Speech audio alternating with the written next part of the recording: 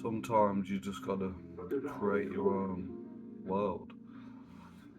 So, staying inside a lot and isolating or going out less than frequently, you start to believe and imagine stuff because you're not actually having much contact with the outside world, so you start to invent your own world with the stuff that you watch, play, like video games and music and stuff like that. So, create your own world, meaning you look around and you have your own perspective on things. You don't have the conditioned perspective of like advertisements and like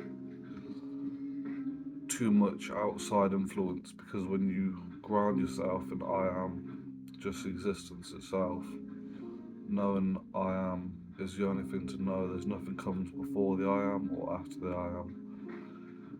It is just as it is, just as you are, just as you are. So remember, anything that came before this period of time or anything that came after doesn't matter at all, because you're always existent. So when you put your left hand, your right hand, the feminine, the masculine, that is a form of yoga to calm fear and to calm stress and that, because you're channeling both the feminine and the masculine, the divine energies together. So when you read a lot of books from the sages or like enlightened beings or even like biblical wisdom, and then you apply that to the stuff that you watch, like films and stuff like that, you have a more clear idea of like how you feel about things, because it's still going through the filter of your own being, your own I am presence, your own existence of the nature and nurture. So creating your own world means like either unintentionally or intentionally like watching certain things, doing certain things, just to perpetuate the perspective, to heal the I am presence, to resonate with who you are as a being. Because as for myself, I've had to recreate my image and such, because I didn't always like who I used to be. I think that was down to some of the things that I said or did, and I had to look back. But really, there was no looking back, because even the idea of looking backwards is something that is experienced now. So any idea of manifesting or imagining the future, that's still just experienced now. Even when you get to the future, it is going to be the now. And when you're in the past, it was the now. So it's really always just now. I am the masculine and the feminine. And creating your own world, like, sometimes you just gotta just do what you want to do, do the job that you want to do, create what you want to create. Like with my music, I make music because I like to have a certain song, I like to hear something, like manifest it in an idea so that I can relax to it and not have to focus on someone else. Hearing these type of beats right now makes me really want to rap. Just start freestyling and stuff. But remember, like, your own world is not separate from yourself. You are the world, and the world is you. Just as everyone is. Just as everyone is the same in spirit.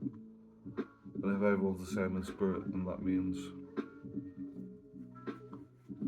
yeah, be a bit cheeky here to some of the people watching, but that's the Holy Spirit. Because we all came from God, we never separated from God. We just think that we have. And thinking that you're separate or seeing God outside of yourself is weird. is a weird way of thinking about things, because I am is the name of God, and what I am is your own I am. The just the experience of that you exist, that I am. I'm not anything in particular. I'm not something, and I'm not nothing. I just am. Just as everyone is, I am. So when people start to get this, they'll realise that there's no reason to like argue about stuff that's not important and get annoyed and start wars and stuff, because I don't know what people expect in the second coming of Christ consciousness to be, but it's already present, it's already omnipresent. And Jesus, and here's the thing, right? You can imagine all your life like a particular view of Jesus coming from heaven, but until that physical appearance appears, it was all just imagination based off what you were nurtured and perceived in your world and created in your own idea. So just be in the present now, like we're asking for someone to save us, but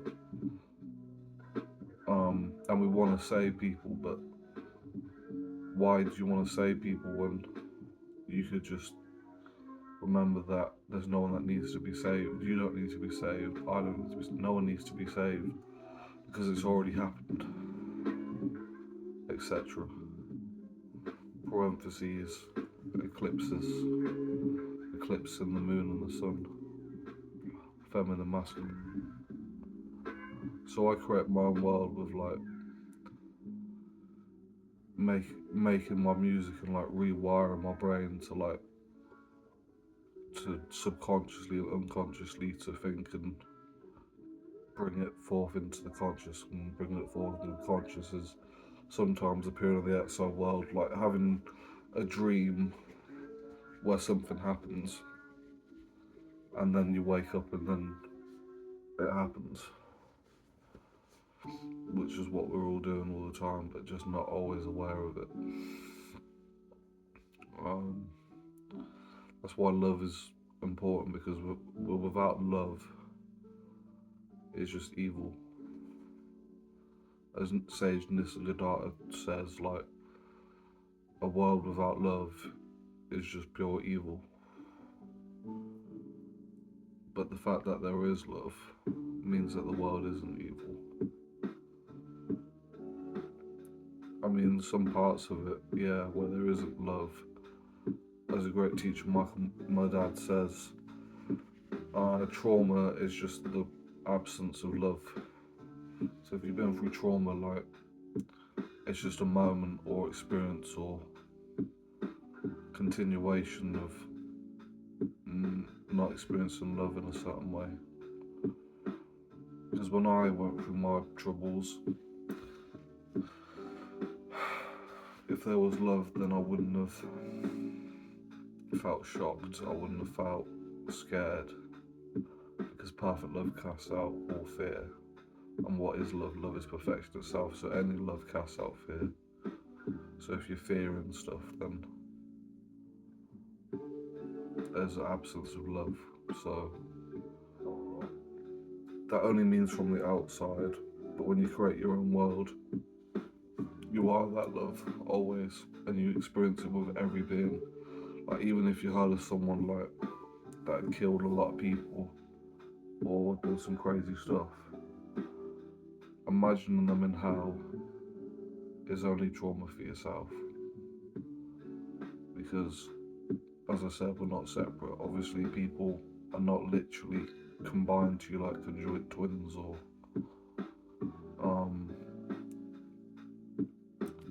like twin soul, twin flame sort of stuff, or soulmates. They don't have to be that, but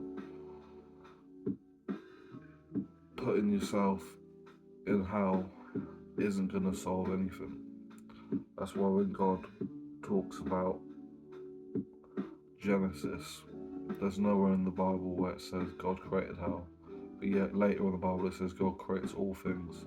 So if there is a dimension of hell, then that's where God is, and if God is love, then there's not truly a place without love. Like, imagine someone in hell. This is what I think of. Like, imagine someone like taking their own life, and like they've killed someone before, and they've felt so much like trauma and shame and like worry and doubt and stuff. And then it's like they walk down the stairs, and then they enter this room with a bunch of people sitting around a table, and Bob Marley's just sitting there, just singing like, "Don't worry, don't worry," and like the people join together and start laughing, and they start talking about what they went through and stuff like that, and then Bob Marley just goes back into heaven, like he just poofs back into heaven. Like there'd probably be like angels coming down from heaven into hell to sort of console souls until they're ready to leave that place, which is just an allegory or a metaphor for what actually happens, like with like mental hospitals and,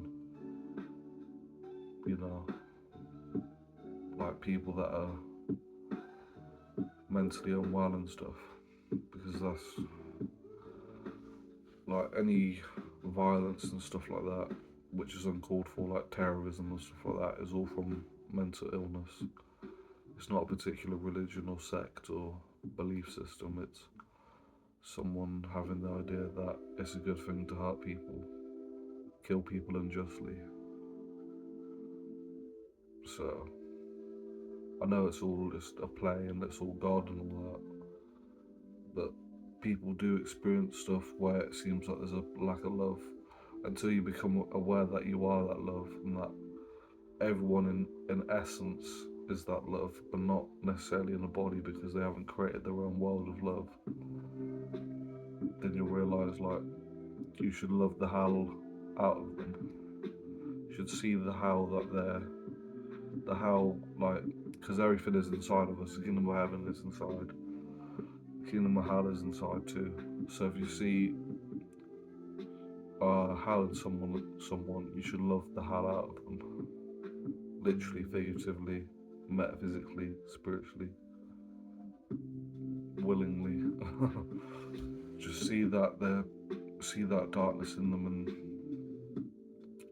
take it onto yourself and then transmute it, sort of thing. That's what love is. That doesn't mean you're gonna be sucked into hell with them, or like have dark energy in you and then you feel really awful and stuff. But it doesn't mean that. It means if you're such a high presence of love, which we all are, you just have to become aware, because the I am is the name of God, and I am is our essence, like without a name, without a form, without an idea. If you love the I am in them, the I am light will shine through and burn like candlelight, and then all the hell fades and the mist clears and the clouds clear and all that, and then you see the kingdom of heaven on the horizon, the heavenly gates open. This probably be good listening to while you're sleeping. So when you create your own world, it's just like actively absorbing stuff which you know that your consciousness that you enjoy will experience, because anything that comes into you has to sort of come out of you. Anything that comes out of you sort of has to go into you. But don't worry, because even stuff like horror and stuff like that is still art. It's still like well made art, and it's not like real. And even if you saw like actual horror, like bad stuff, you can still see that underneath it was all God creating it as art, which sounds horrible, but what else could it be? Even then, in essence of like demons and devils and stuff, like God created them. Source created them, Spirit created them. Because underneath that, they're not actually anything other than a work of art. Maybe, yeah. I don't really know how to talk about that kind of stuff because I don't really delve into it, but when you see the innocence of all things, you'll see that there's not actually anything to worry about. There's nothing to worry about. There's Joseph Prince talks about like heaven is always like got golden pipes. It's like it's outside yourself, but it's inside yourself. So it's like there's always like light coming from heaven into your being through golden pipes. And when you start worrying, you start like putting a lid on the light. And when you don't worry, the light just flows into you. Because when you're worrying, it means like thinking that there's something bad gonna happen, but there's not actually anything bad. Yeah. I mean, if this is the thing though, like if you listen to these teachings and you love the teachings and you love me and there's no hate or anything, you'll realise like life will take care of you in such beautiful ways. If you love yourself and love others, God and life will just take care of you in beautiful ways, and you won't actually have anything demonic or dark happen to you. You truly won't, because you're loving God. So I think I've said enough, but yeah, create your own world. Like sometimes you got to create your own world. If you've been through so much and you just feel darkness, turn on the light, turn on the theatre screen, turn on the movie projector, and project something that you can see and then take into yourself and then experience it in bliss. So I hope this out. Love you forever, everyone. Peace.